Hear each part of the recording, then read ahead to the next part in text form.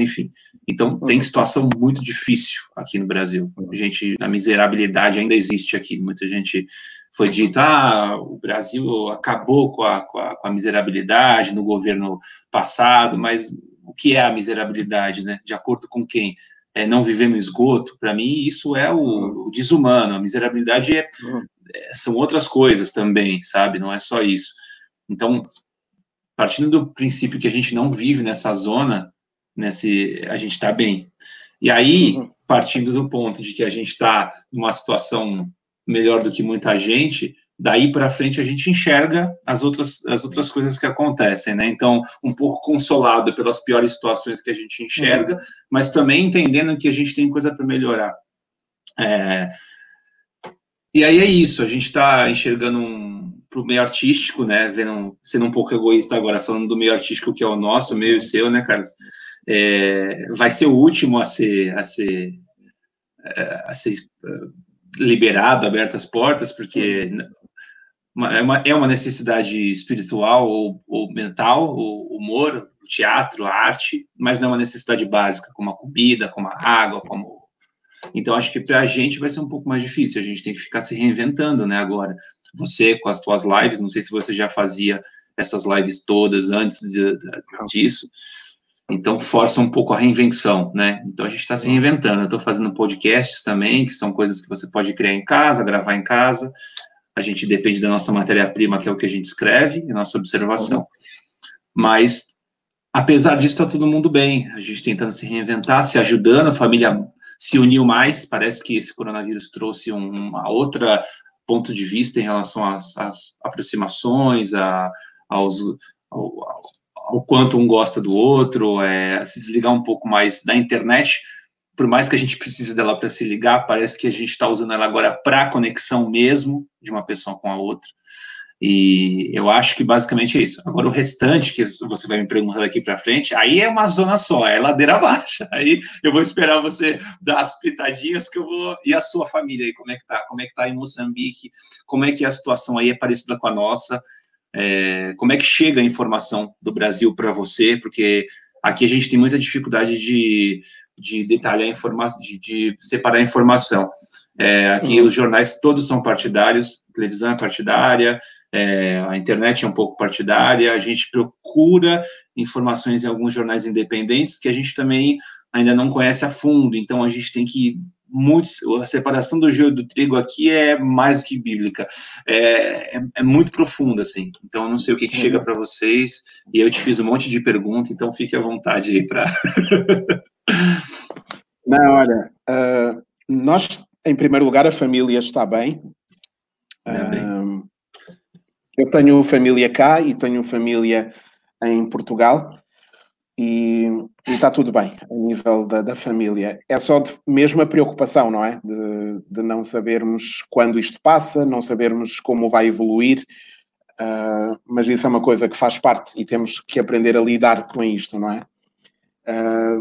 Mas a nível de Moçambique, para dar-te um contexto, nós estamos com bastante menos casos que o Brasil, não é? Nós estamos com cerca de 600 casos, os positivos até agora, e tivemos 4 falecimentos, 4 óbitos até agora. Em toda Moçambique. Em todo Moçambique, nós temos a população em 28 milhões, mas aqui entra depois uma outra questão. Para dar-te um exemplo, nós até agora, em 28 milhões, que é a população, só fizemos, no total, desde março até agora junho, só fizemos cerca de 20 mil testes em 28 milhões de pessoas. Talvez por isso então, o número seja menor. É isso mesmo. Então, a nossa realidade é esta, que temos números que são relativamente baixos para a população que temos, mas temos aquela sensação que não sabemos a verdade, a dimensão real, porque não temos a capacidade para fazer os testes que precisávamos de fazer. Então, é um bocado estar a combater o vírus às cegas, não é? Como sabes que não há testes para toda a gente, o melhor é prevenir e faz a tua parte. e preserva-te ao máximo e esconde-te ao máximo. A situação brasileira tem vindo a chegar, como sabes, o Brasil é muito próximo de nós cá, principalmente as novelas, mesmo os programas ao domingo, à tarde, não é? Portanto, o moçambicano acompanha muito.